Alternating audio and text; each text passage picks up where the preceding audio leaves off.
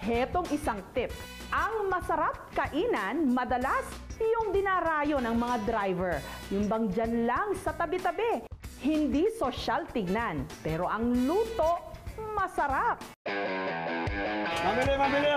Kung kabisado mo lang daw ang kasulok-sulukan ng Divisoria, hindi lang mga murang bilihin ang maaari mong matagpuan, pati masasarap na pagkain. Isa sa mga dinarayo, ang tindahan ni Aling Simang na noon hanggang ngayon binabalik-balikan dahil sa kikiam. Hindi katulad ng ordinaryong kikiam na purong giniling ng baboy, ang kikiam ni Aling Simang meron ding singkamas, puting sibuyas, white pepper, kaunting asukal, asin, Chinese goyong at toyo. 1960s nung unang itinayo ng Chinese na si Aling Simang ang pwesto niya sa Ilaya. Dahil pumatok ang kanyang kikiam, kinaya nitong suportahan ang kanyang pamilya. Pero noong 2007, pansamantala itong nagsara. Pero dahil hinahanap-hanap ito ng mga customer, ang suki at kaibigan noon ni Aling Simang na si Aling Lilia, binuksan itong muli. Welcome to our Kikiam store. Nung nagsara sila, nakiusap sa amin ng staff niya na dahil marami naghahanap eh. So nakita namin yung potential ng business at ipagpatuloy ito. Matapos itong masahin at haluin, ihuhugis ng pabilog at iprinito. Doon mo malalaman na luto na siya pag lumutang na siya. Heto pang isang sikreto sa kanilang to die for na kikiam, ang sausawan. Perfect daw itong partneran ng kiampong rice. Sa halagang 45 hanggang 85 pesos, makakabili na mula 8 hanggang 16 na piraso.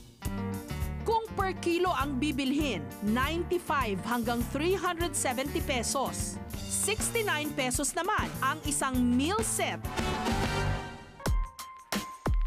Hindi siya lasang karne, hindi siya maalat, matamis tong sauce. Hindi ko makalimutan yung timpla nitong kikiam na to eh. Sa mga nakalipas na taon, parang kabuting nagsulputan ang mga kainan sa Maginhawa Street sa Teachers Village sa Quezon City. At ang isa sa mga dinarayo ngayon, ang Tornado Peri-Peri Chicken. Isang uri ito ng Portuguese dish, pero ang paraan ng pagluluto, French. Ang manok, matapos i-roast, iihawing muli. Ang kainang ito, itinayo ng negosyanteng si Kelvin at ang kanyang kasintahang si Arian. Nakuha raw ni Kelvin ang konsepto nito matapos siyang mag-aral ng culinary sa Australia. With a small concept restaurant naman, it's a new trend kasi between the larger restaurant and the small restaurants na pwede naman din na maging successful. I wanted like mga parang indie restaurants kasi I think they offer more. Ang kanilang peri-peri chicken, sariling recipe raw ni Kelvin. Lalo na ang sikretong sarap ng sauce nito. Si Arya naman daw ang nagdagdag ng mga ideya para mas maging patok sa panlasang Pinoy. Matapos ibabad ang manok sa kanilang special na marinade, Roast natin siya ng mga at least 20 to 25 minutes. So, i-roast natin siya ngayon para yung juice niya mag-dry roast lang. at igigrill hanggang maluto. Ngayon, tapos na yung mga chicken, pwede mo na i-serve. Ang manok may kasamang 3 sausawan. Original, Tiger's Fury, at Dragon's Breath.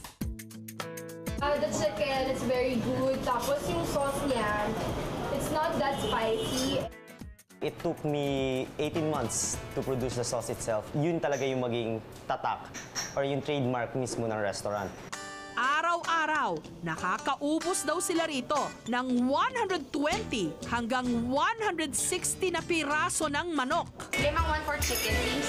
At pagsapit ng gabi, mas dinadagsa pa raw sila. At dahil nasa showbiz na rin daw ngayon si Aryan, may celebrities na rin daw na dumayo rito. Sa Pasig naman, may bagong kainan na talbog daw ang lahat sa inihahain nitong panibagong sarap. Nagmula pa ng Hong Kong. Egg waffles. Paborito raw ni J. Mark ang egg waffles sa Hong Kong. At dahil mahilig silang mag-bake, naisipan niyang gawin itong negosyo dito sa Pilipinas. Ang egg waffle nila, gawa sa waffle batter. Para makuha ang tamang forma, ang mga hulmahan, binili pa nila sa Hong Kong. Ang best seller, ang black pepper spam with cheese. Spam na nasa loob ng hugis itlog na waffle na pinaibabawan ng cheese. At ang caramel at banana Nutella. Cheesy, meaty, tsaka may unique siyang malalasa mo na i-common sa mga waffles. Dahil maliit lang ang pwesto, maliit din ang kanilang puhunan. Ang 30 pieces na egg waffles, 90 pesos. Isa naman sa pinakaabalang kalye sa Baguio, ang Session Road. Pero hindi ka pa raw may tuturing na nakapunta talaga ng Baguio kung hindi ka nakipila sa kainang ito na nakapwesto sa isang burol. Ang kanilang specialty, papaitan at bulalo na perfect sa malamig na klima ng Baguio. Itinayo ito para sa mga out-of-school youth ng Pag-asa Youth Association sa ilalim ng DSWD. Objective namin, mahubog yung mga out-of-school youth na makapagtrabaho. Ang kakaiba raw sa kanilang bulalo, wala itong buto. Pag may buto kasi, pag minsan natutusok sa mga plastic para sa mga nagte-take out. Ito, laman lang, pwede na namin siyang islicein, tapos isa-serve na.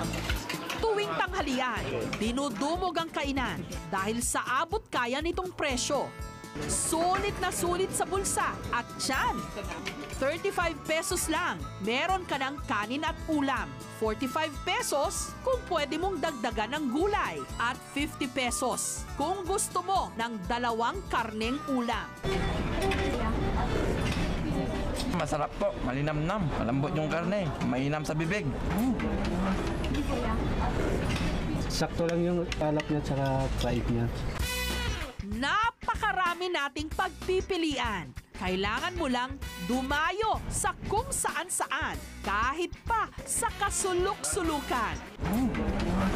Hanggang sa susunod nating paghahanap ng masarap sa ating food trip adventure.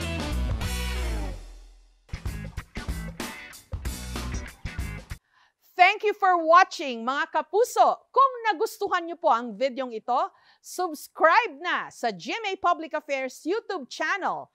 And don't forget to hit the bell button for our latest updates.